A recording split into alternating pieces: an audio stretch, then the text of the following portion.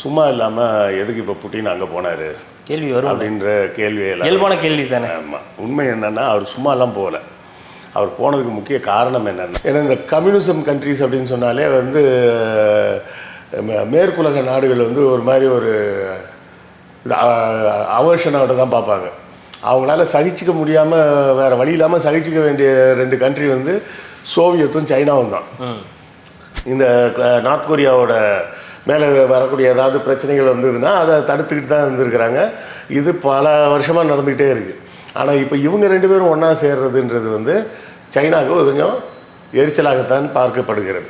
முக்கியமான இன்னொரு காரணம் என்னென்னா, உள்ளேயே வந்து ஒரு சின்ன ஒரு 3-4 பேர் உட்காந்து மீட்டிங்கில் பேசுகிற அளவுக்கு ஒரு செட்டப்போடவே ஒரு காரை ரெடி பண்ணலான்றது தான் அந்த லிமோசின் அப்படிங்கிறது.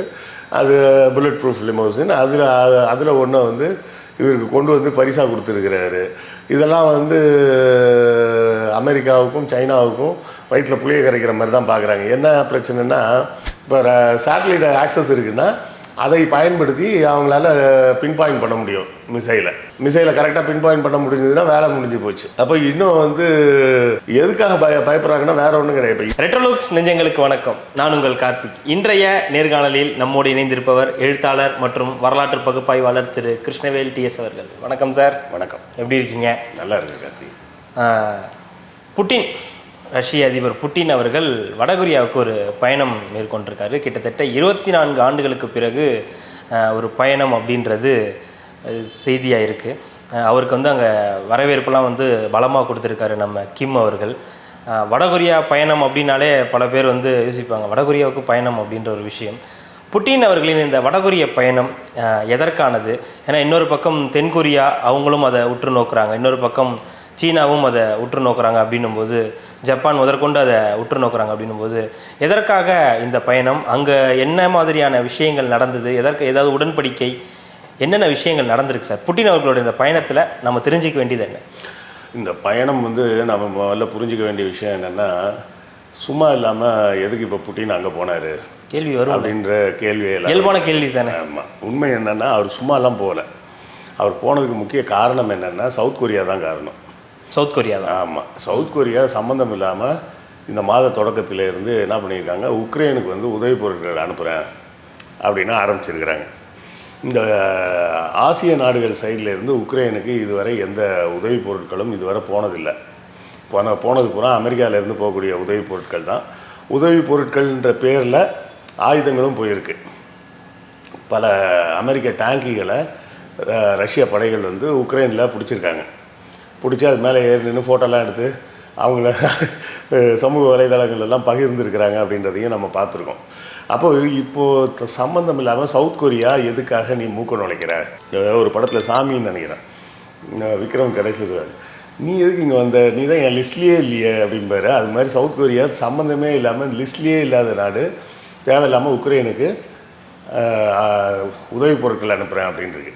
இப்போ ரஷ்யாவோட கேள்வி என்னென்னா, உதவி பொருட்கள் அனுப்புறியா இல்லை ஆயுதங்களை சேர்த்து அனுப்புறியா அப்படின்ற ஒரு கேள்வி வருது. சந்தேகமாக கேள்வி நேரடியாக கேட்கல. அது நேரடியாக கேட்காம தான் அதுக்கு பதிலாக வடகொரியாவுக்கு ட்ரிப் அடிக்கிறார்.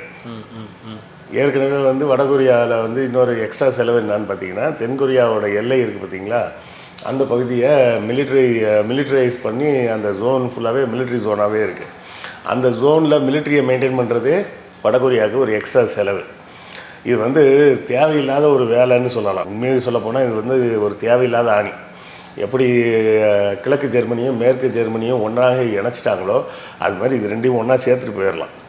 ஏன்னா இரண்டாம் உலகப் போருக்கு முன்னாடி இப்படி சவுத்து நார்த்தெல்லாம் கிடையாது. அப்போது வந்து ஹிட்லர் வந்து ஜெர்மனியை வச்சுருக்காரு, இங்கே கொரியாவை வந்து ஜப்பான் ஆக்கிரமித்து வச்சுருக்கு. அப்போ ஜப்பான் விழுந்ததுக்கு பிறகு இந்த கொரியாவை வந்து பங்கு போட்டு எடுத்துக்க முடியாது. ஏன்னா அப்போது வந்து அந்த செகண்ட் வேர்ல்டு வார் டைம் வரும்போது என்ன ஆகுதுன்னா, உலகம் பூரா டீகாலனைசேஷன் ஆகுது. 1700களில் காலனைசேஷன் நடக்குது. பல நாடுகள் வந்து பல்வேறு நாடுகள் மீது படையெடுத்து சென்று அங்கே தங்களுடைய காலனி ஆதிக்கத்தையும் காலனி ஆட்சியையும் உருவாக்கிட்டு இருந்தது 1700கள் கடைசியில்.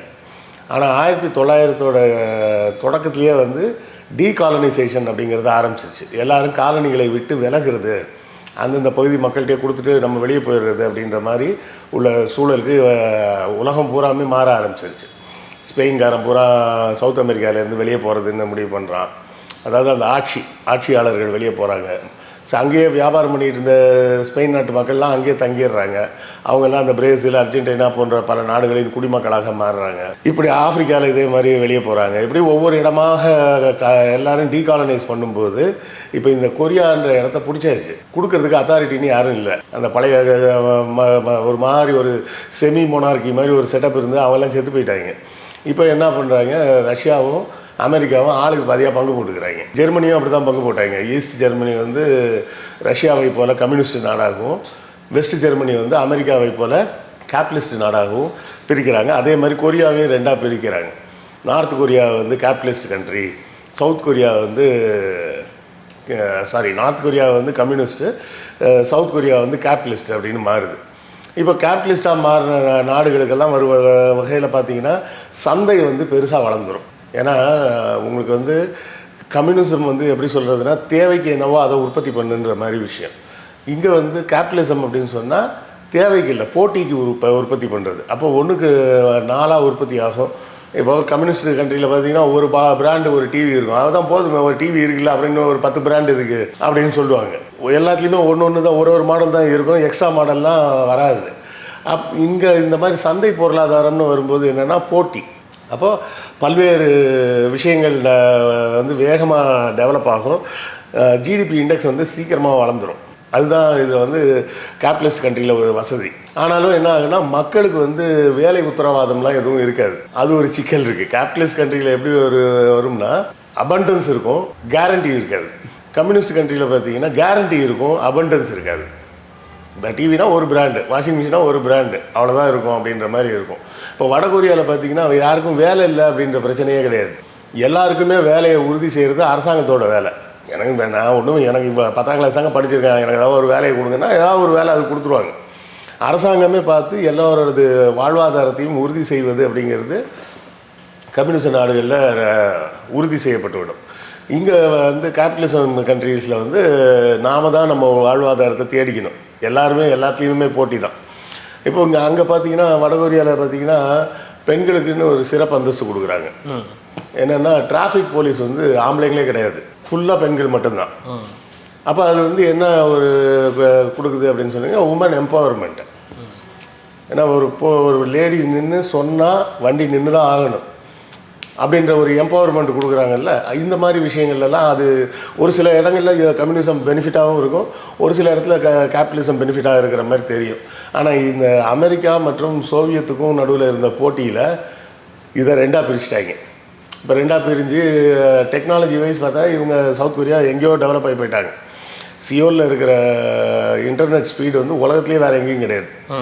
இந்த அளவுக்கு ஒரு லேட்டஸ்ட் கம்யூனிகேஷன் டெக்னாலஜிலாம் வந்துட்டாங்க. இப்போ இன்னும் சொல்லப்போனால் வந்து அவங்க வந்து இந்த மாலிகுலர் கம்ப்யூட்டர்ன்ற மாதிரி ஒரு ஸ்டேஜுக்கெலாம் போயிட்டாங்க. மாலிகுலர் கம்ப்யூட்டர் அப்படின்லாம் வரும்போது என்ன ஆகுன்னா அது வந்து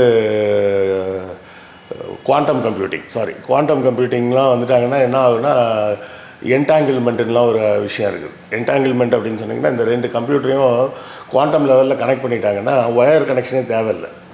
நீங்கள் இந்த கம்ப்யூட்டரில் ஏதாவது ஒன்று சேஞ்ச் கொடுத்தீங்கன்னா அந்த கம்ப்யூட்டரில் அதில் ரிசல்ட் வந்துடும். கனெக்ஷனே இல்லாமல் வருன்ற அளவுக்கு அவங்க இப்போ அட்வான்ஸ் பண்ணி போயிட்டுருக்காங்க. பட் இப்போது நார்த் கொரியா வந்து அந்த மாதிரி டெவலப் ஆயிடுச்சா அப்படின்னு பார்த்தா அவங்களோட ஸ்பீடில் தனியாக டெவலப் ஆகி போயிட்டு தான் இருக்கிறாங்க அப்படின்னு தான் பார்க்க வேண்டியிருக்கு. இப்போ அந்த ரஷ்ய அதிபர் போனப்போ அந்த ஒரு ரேலி மாதிரி ஒன்று விட்ருக்காங்க. ரோடு பார்த்தா அவ்வளோ அழகாக இருக்குது. அந்த அளவுக்கு ஒரு அட்வான்ஸ்டு நம்ம சிங்கப்பூரில் பார்க்கக்கூடிய ரோடுகளுக்கு சமமான ஒரு அழகான சாலையெல்லாம் இருக்குது. அப்போ கண்டிப்பாக அவங்களும் டெவலப் ஆகிட்டு தான் வந்திருக்கிறாங்க அப்படின்றதையும் நம்ம பார்க்கலாம். இப்போ சவுத் கொரியா தேவையில்லாமல் உக்ரைனில் மூக்கை நுழைத்தது தான் புட்டின் வந்து நார்த் கொரியாவுக்கு வந்தது. இல்லைனா அவர் நார்த் கொரியாவுக்கு வரவே போகிறதில்ல. அது நீ வந்து என் எதிரிகிட்ட வம்பு பண்ணுறேன்னா நான் உன் எதிரிகிட்ட வந்து கையை கொடுக்குறேன் அப்படின்றது தான் இந்த லாஜிக். அதாவது இவங்களை எதிர்க்கிறதுக்காக இவங்களோட நட்பாக போகிறாரா? இல்லை, அவங்க ஏற்கனவே நட்பில் தான் இருக்காங்க. நட்பு நாடுகள் தான்.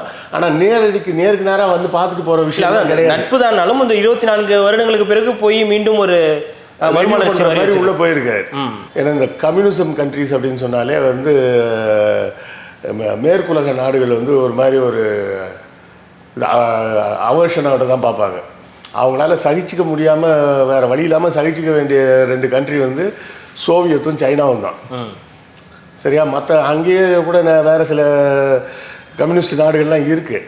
அவங்களெல்லாம் கண்டுக்கவே மாட்டாங்க, கிட்டேயே சேர்க்க மாட்டாங்க. கம்யூனிசம்னாலே நீ வந்து மொத்தமாக மார்க்கெட்டுக்கு எதிரான ஆள் அப்படின்ற மாதிரி பார்ப்பாங்க. சைனாவை வந்து ஒன்றும் பண்ண முடியாது அவங்களால. ஏன்னா அது வந்து ஒரு செகண்ட் பிக்கஸ்ட் எக்கானமி. அதுவும் போக ப்ரொடக்ஷன் வைஸ் பார்த்தா சைனா மாதிரி ஒரு எக்கனாமிக்கலாக ஒரு விஷயத்தை ப்ரொடியூஸ் பண்ணுறதுக்கு வேறு எந்த கண்ட்ரிலையும் பண்ண முடியாது. அப்படின்றதுனால சைனாவோட மார்க்கெட்டும் அவங்களுக்கு தேவைப்படுது, சைனாவோட ப்ரொடக்ஷனும் தேவைப்படுது. இல்லை, இந்த ரஷ்யாவுக்கும் இவங்களுக்கும் ஒரு பொதுவான நண்பன் யார்? சைனா தான். சைனா தான். சைனா தான். அவங்களுமே அதை வந்து ஒரு இதுவாக பார்த்துருப்பாங்க இல்லையா, இவர் புட்டின் அங்கே வரதையே? இல்லை, அதாவது சைனா வந்து கொரியாவுக்கு நட்பு நாடு தான், ரஷ்யாவுக்கும் நட்பு நாடு தான். 2 கொரியாவுக்கும் நட்பு நாடா? இல்லை, 2 கொரியாவுக்கு இல்லை, நார்த் கொரியாவுக்கு தான். நார்த் கொரியாவுக்கு. ஏன்னா சைனாலையும் கம்யூனிசம். ஆனால் சைனா வந்து ரஷ்யாவும் கொரியாவும் ஒன்று செய்கிறத விரும்பலையா? விரும்பாது. என்ன காரணம்? ஏன்னா இப்போ வந்து எந்த உதவி வேணும்னாலும் சைனாட்ட தான் இவங்க கேட்கணும். கொரியா இத்தனை காலம் அப்படி தான் இருந்திருக்கு. இப்போ பார்த்தீங்கன்னா அவர் கிம் வந்து ஓட்டிகிட்டு போகிற கார்லாம் பார்த்தீங்கன்னா நல்லா அட்வான்ஸ்டு வெஸ்டர்ன் மாடல் கார் தான் எல்லாமே ஓட்டிகிட்டு போகிறாரு. இந்த கார்லாம் அங்கே எப்படி வரும்? அங்கே எக்ஸ்போர்ட் யாரும் பண்ண மாட்டாங்க. எந்த யூரோப்பியன் கண்ட்ரீஸும் அங்கே எக்ஸ்போர்ட் நார்த் கொரியாவுக்கு எக்ஸ்போர்ட் பண்ண மாட்டாங்க. சவுத் கொரியாவில் வாங்கி இங்கே கொடுக்கலாம் முடியாது. ஏன்னா சவுத் கொரியா இவங்களுக்கு எதிரான நாடு. ஜப்பானு இவங்களுக்கு ஹெல்ப் பண்ணாது. அப்போ இவங்க இந்த மாதிரி அதிபருக்கு தேவையான லக்ஸரியான வெஸ்டர்ன் ப்ராடக்ட்ஸ் எல்லாம் எங்கேருந்து வாங்குறாங்க? சைனா மூலமாக தான் வாங்குறாங்க, வேறு எங்கேருந்தும் வாங்கலை. இப்போ ரஷ்யாவும் இவங்களும் ஒன்றா சேர்றாங்கன்னா சைனாவோட இம்பார்ட்டன்ஸ் குறையுதாங்க, முக்கியத்துவம் அவங்களுக்கு இல்லாமல் போகுது. ஆமாம். ஏன்னா இப்போ இவங்க 2 பேருக்குமே பாலமாக இருப்பது சைனா. இப்போ இவங்க 2 பேரும் ஒன்றா சேர்ந்துக்கிறாங்க அப்படின்னு சொன்னால் சைனாவுக்கு அங்கே இம்பார்ட்டன்ஸ் குறையுதுன்றது ஒரு பிரச்சனை. ஏன்னா பல தடவை வந்து நார்த் கொரியாவுக்கு எதிராக பல தீர்மானங்கள் வந்து ஐநா சபையில் போடப்பட்டாலும் சைனா வந்து தன்னுடைய வீட்டோ பவரை பயன்படுத்தி அதை தடுத்துருக்காங்க. இப்போ நம்ம இதில் கூட பார்க்குறோமே, இஸ்ரேல் பாலஸ்தீன விஷயத்தில் இஸ்ரேலுக்கு எதிராக ஏதாவது ஒரு தீர்மானம் வந்ததுன்னா உடனே அமெரிக்கா தன்னோட வீட்டோ பவரை பயன்படுத்தி அதை கேன்சல் பண்ணி விடுற மாதிரி சைனாவும் தன்னுடைய வீட்டோ பவரை பயன்படுத்தி இந்த நார்த் கொரியாவோட மேலே வரக்கூடிய ஏதாவது பிரச்சனைகள் வந்ததுன்னா அதை தடுத்துக்கிட்டு தான் இருந்திருக்கிறாங்க. இது பல வருஷமாக நடந்துக்கிட்டே இருக்குது. ஆனால் இப்போ இவங்க 2 பேரும் ஒன்றா சேர்றதுன்றது வந்து சைனாவுக்கு கொஞ்சம் எரிச்சலாகத்தான் பார்க்கப்படுகிறது. முக்கியமான இன்னொரு காரணம் என்னென்னா, நார்த் கொரியாவில் அணு ஆயுதம் இருக்குது. சரியா? அணு ஆயுதம் இருக்குன்றது ஒரு பக்கம். ரஷ்யாவுக்கு வந்து இப்போ ஏகப்பட்ட பேலிஸ்டிக்ஸ் தேவைப்படுது. பேலிஸ்டிக்ஸ்னால் வெடிமருந்து, வெடிப்பொருட்கள், இதெல்லாம் நிறைய பேலிஸ்டிக்ஸ் தேவைப்படுது. கொரியா வந்து நான் தர்றேன் அப்படின்றாங்க இப்போ நார்த் கொரியா. இப்போ அதுக்கு ஒரு ஒப்பந்தம் போடுறாங்க. ஒப்பந்தத்தோடு சேர்த்து நம்ம 2 பேரில் யாரோட டெரிட்டரிக்கு யார் எதிரி வந்தாலும் இன்னொருத்தர் வந்து ஹெல்ப் பண்ணணும் அப்படின்ற மாதிரி ஒரு ஒப்பந்தத்தை போடுறாங்க. இந்த ஒப்பந்தங்கள்லாம் தாண்டி பார்த்தீங்கன்னா ரொம்ப நட்பு முறையில் இவ்வளோ ஜாலியான ஒரு புட்டினை இந்த தடவை பார்த்த மாதிரிலாம் பார்த்துருக்க முடியாது. ஒரு கத்தியெல்லாம் கொண்டு போய் பரிசு கொடுத்துருக்கிறாரு. இந்த குத்துவாள் அப்படின்னு சொல்லுவாங்கல்ல, டேகர்னு, அது மாதிரி ஒரு வேலைப்பாடு அமைந்த ஒரு குத்துவாள் மாதிரி ஒன்று கொண்டு போய் பரிசு கொடுத்துருக்கிறாரு. ஒரு டீ-ஷர்ட் வேறு கொடுத்துருக்கிறாரு. டீ-ஷர்ட் இல்லை, டீ செட்டு, டீ குடிக்கிற டீ-ஷர்ட்டு ப்ளஸ் வந்து ஒரு லிமோசின். டீ-ஷர்ட் கூட எல்லாம் இருக்காரு. ஒரு லிமோசின் கொடுத்துருக்கிறாரு. ஆர்எஸ் லிமோசின்னு பேர்.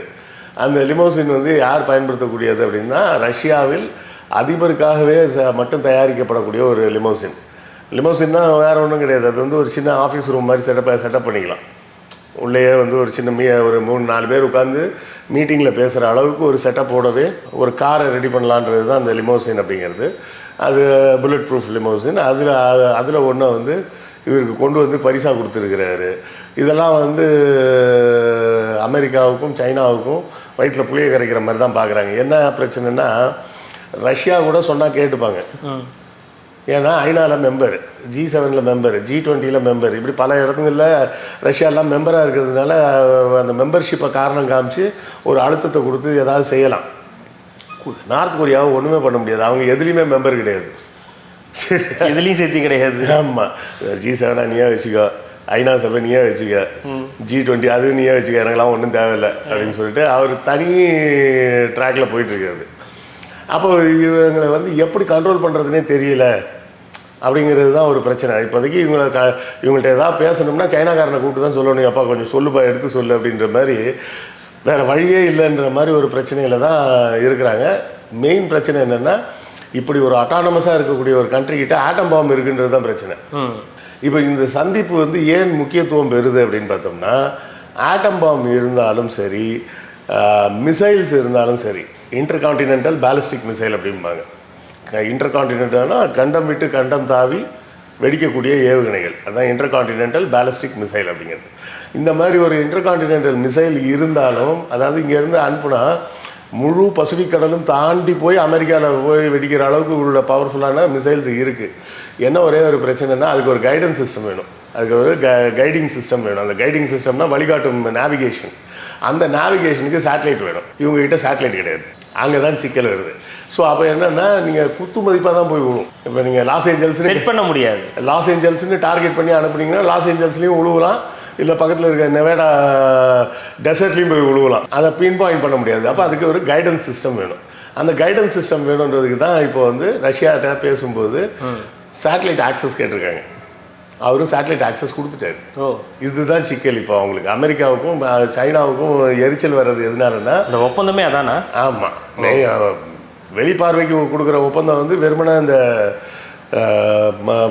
பேலிஸ்டிக்ஸ் வாங்குகிறோம், நாங்கள் வந்து நார்த் கொரியாவில் வாங்கி அதை கொண்டு போய் உக்ரைனில் போட்டு தீபாவளி கொண்டாட போகிறோம் அப்படின்னு சொல்கிறது வெளிப்பார்வைக்கு. மெயின் மேட்ரு என்னென்னா, இப்போ வந்து அவங்களுக்கு ஒரு கைடன்ஸ் சிஸ்டத்தை கொடுத்துட்டாங்க. இப்போ சேட்டலைட் ஆக்சஸ் இருக்குன்னா அதை பயன்படுத்தி அவங்களால பின் பாயிண்ட் பண்ண முடியும். மிசைலை கரெக்டாக பின் பாயிண்ட் பண்ண முடிஞ்சதுன்னா வேலை முடிஞ்சு போச்சு. அப்போ இன்னும் வந்து எதுக்காக பயப்படுறாங்கன்னா வேற ஒன்றும் கிடையாது. இப்போ இந்தியாவிலேயும் தான் நம்மக்கிட்ட பேலிஸ்டிக் மிசைல்ஸ் இருக்குது, ஆட்டம் பாம்பு இருக்குது, எல்லாமே இருக்குது. ஆனால் இந்தியாவை பார்த்து நாடுகள் பயப்படாமல் இருக்கிறதுக்கு காரணம் என்னென்னா, இங்கெல்லாம் வந்து ஒரு மாதிரி டெம்பரமெண்ட்டாக இருக்கக்கூடிய ஆட்கள். அப்படிலாம் சடப்படான்னு எதுவும் பண்ண மாட்டாங்க. அவங்க வந்து அவங்கள நம்ப முடியாதுன்றது தான் பயமாக இருக்குது. ஏன்னா அங்கே வந்து எல்லாமே சிங்கிள் மேன் டெசிஷனாக இருக்குது. அதாவது சொல்கிறது என்ன சொல்லுவாங்கன்னா, நார்த் கொரியாவில் முடி வெட்டுறதுக்கே வந்து ஆம்பளைக்கு 5 ஸ்டைலு, பொம்பளைங்களுக்கு ஒரு 5 ஸ்டைல் தான் கொடுத்துருக்காங்க. அந்த 5 ஸ்டைலை தாண்டி வேறு எந்த ஸ்டைலையும் முடியே வெட்டக்கூடாதான். அப்போ இந்த அளவுக்கு ஒரு முடி வெட்டுறதுலேருந்து சாப்பிட்றதுலேருந்து கண்டிஷன் போடுறாங்க. ஃபோனு இன்டர்நெட்ன்றதே ஒரு பெரிய விஷயமா தான். ஆமாம், அந்த இன்டர்நெட் வந்து அங்கே நார்த் கொரியா உள்ளதான் வேலை செய்யும், வெளியெல்லாம் கனெக்ட் ஆக முடியாது, வெளியெல்லாம் கனெக்ட் ஆகாது. அப்போ இப்படியெல்லாம் வச்சுருக்கும்போது என்ன ஒரு சிக்கலாகுதுன்னா, திடீர்னு அவன் நட்டு கழிந்து போய் ஏதாவது ஒன்று பண்ணிட்டான்னா பெரிய சிக்கலாக மாறி போகும். சரி, அவன் ஒரு லூஸு தெரியாமல் பாம்பு போட்டான் அப்படின்னு விட்டுற முடியுமா? விடவும் முடியாது. மறுபடியும் தாக்கி தான் ஆகணும். தாக்கும்போது ஒன்றுக்கு 2 பெரிய சண்டையாக மாறி போகும். மறுபடியும் வேர்ல்டு வார் மாதிரி ஏதாவது பிரச்சனையை கிளப்பி விட்டாங்கன்னா உலகத்தையே யாராலையும் காப்பாற்ற முடியாது. இன்றைக்கி இருக்கிற சூழ்நிலை அதுதான். சண்டைன்னு ஒரு நாட்டுக்கு இன்னொரு நாடுன்னு சண்டைன்னு வந்துச்சுன்னா அது பெரிய சிக்கலில் கொண்டு போய் விடும். அதுக்கு தான் இந்த உக்ரைனை பார்த்து பயந்துக்கிட்டே இருக்கிறாங்க. பட் உக்ரைனில் நடக்கக்கூடிய விஷயம் 2014 நடக்கு, 10 வருஷமாக நடந்துக்கிட்டு இருக்கிற ஒரு பிரச்சனை. அது வந்து அங்கே உள்ள மக்களே வந்து 2 டிவைட் ஆகி இருக்கிறாங்க. அங்கேயே வந்து செட்டிலான ரஷ்யன்ஸும் இருக்காங்க, உக்ரைனியன்ஸும் இருக்கிறாங்கன்றப்போ ரஷ்யா கேட்குறது என்னென்னா, அந்த ரஷ்யன்ஸ் ஏரியாவுக்கு அவங்களுக்கு அட்டானமஸ் கொடு அப்படின்னு தான் சொல்கிறாங்க. இவங்க கொடுக்க மாட்டேன்னு சொல்கிறாங்க. அதுதான் பிரச்சனை அங்கே ஓடிட்டுருக்கு. ஸோ அங்கே ஓடுற பிரச்சனையை வந்து நம்ம இதோட பொருத்தி பார்க்க முடியாது. இங்கே வந்து இவங்க நார்த் கொரியா மேலே பயமே என்னென்னா, அன்கண்ட்ரோலபிளாக போயிட்டான்னா என்ன பண்ணுறது? ஒருத்தன் ஏற்கனவே அன்கண்ட்ரோலபிளாக இருக்குன்னா அவனுக்கு எக்ஸ்ட்ராவாக 2 ஆயுதத்தை வேற கொடுத்தேன்னா என்ன ஆகும்? இப்போ மிசைல் வச்சுருக்கிறான், ஆட்டம் பாம்பு வச்சுருக்கான், அவனுக்கு கைடன்ஸ் சிஸ்டத்தையும் கையில் வச்சு கொடுத்துட்டேன்னா என்ன பண்ணுறது? அவன் குறிப்பார்த்து அடிக்கிறதுக்கா அப்படிங்கிறது தான் ஒரு கேள்வியாக இருக்குது. ஆனால் மற்றபடி பார்த்தோம்னா இதுவரை இவ்வளோ வருஷமாக ஆயிருக்கு. கிட்டத்தட்ட 1945 கணக்கு போட்டு பாருங்கள், கிட்டத்தட்ட 70 வருஷத்துக்கு மேலே ஆகுது. இன்றைக்கி வர நார்த் கொரியா அந்த மாதிரிலாம் சண்டைக்கெல்லாம் போன மாதிரி தெரியல. அவங்க நாட்டுக்குன்னு ஒரு சிஸ்டத்தை ஃபாலோ பண்ணிக்கிட்டு அது அப்படியே போயிட்டுருக்கிறாங்க. அதில் அட்வான்ஸ் ஆகிட்டு போகிறாங்கன்றது வந்து கொஞ்சம் எரிச்சலாக பார்க்கப்படுகிறது மேற்குலக நாடுகளால். இதுக்கு ஒன்றும் பண்ண முடியாது. இல்லை, ஜப்பானோடைய அந்த இது என்னவா இருக்குது சார், பார்வை என்னவா இருக்குது? இவங்களுடைய இந்த ரஷ்ய அதிபர் புட்டினோட அந்த வருகையும், ஜப்பான் வந்து இந்த மிலிட்ரி ரிலேட்டடான இஷ்யூஸ் எதுலையுமே கலந்துக்கிறதே கிடையாது. ஆல் ஓவர் த வேர்ல்டு யார் வேணால் அடிச்சுக்கோ, எவன் வேணால் சண்டை போட்டுக்கோ, என்கிட்ட வராது, நான் வாங்கின 2 ஆட்டம் பாம்பு எனக்கு போதும் அப்படின்ற கணக்குக்கு ஜப்பான் வந்து ஆர்ம்டு கான்ஃப்ளிக்ஸை பற்றி எங்கேயுமே கமெண்ட்டே பண்ணுறது கிடையாது. அது இஸ்ரேலாக இருந்தாலும் சரி, உக்ரைனாக இருந்தாலும் சரி, கொரியாவாக இருந்தாலும் சரி, எங்கே இருந்தாலும் ஆர்ம்டு கான்ஃப்ளிக்ட்டுக்குள்ளே மூக்க நுழைக்கிற வேலையே கிடையாது. செகண்ட் வேர்ல்டு வார் 1945 ஜப்பான் வந்து அது ஒரு தெளிவான ஒரு முடிவு எடுத்துட்டாங்க. நம்ம மட்டும் வேலையை பார்ப்போம், டெக்னாலஜியை டெவலப் பண்ணுவோம், ப்ராடக்டை இன்க்ரீஸ் பண்ணுவோம், மார்க்கெட் பண்ணுவோம். உலகத்தை கேப்சர் பண்ணுறது மிலிட்ரியால் வேணாம், எக்கனாமியில் கேப்சர் பண்ணுவோம் அப்படின்ற மாதிரி அவங்க போயிட்டாங்க. அவங்க வந்து இந்த எந்த நாட்டோட ஆர்ம்டு கான்ஃப்ளிக்ட்டுக்குள்ளேயும் தலையிடவே மாட்டாங்க. யாராவது ஏதாவது டெவலப் பண்ண போகிறோம், அதை பண்ணணும் இதை பண்ணணும், எங்களுக்கு எய்டு கொடுங்கன்னு சொன்னால் காசு வேணால் தரேன்பாங்க. இப்போ நம்ம ஆந்திர முதல்வர் சந்திரபாபு நாயுடுக்கு அமராவதிக்கு வந்து ஃபண்டிங் வந்து ஜப்பானில் இருந்தால் வருது. சரிங்களா? அப்போ அந்த மாதிரி ஃபண்டிங் மட்டும் என்ன பண்ணுறேன், அதுவும் டெவலப்மெண்ட் ப்ராஜெக்ட்னா. மற்றபடி ஆர்ம்டு கான்ஃப்ளிக்ட்டுக்குள்ளே நான் வரவே மாட்டேன் அப்படின்னு சொல்லி ஜப்பான் வந்து 1945லேயே முடிவு பண்ணிட்டாங்க. அதனால் அவங்க வந்து இதெல்லாம் கண்டுக்கிறதே கிடையாது. இல்லை, இப்போ பிரச்சனை வந்து சீனாவுக்கு தான் ஒரு வகையாக பார்த்தா. சீனாவுக்கு வந்து ஒரு சின்ன ஒரு இம்பார்ட்டன்ஸ் குறையுது அப்படிங்கிறது தான். அவங்களுக்கு வந்து த்ரெட்டுன்னு சொல்ல முடியாது.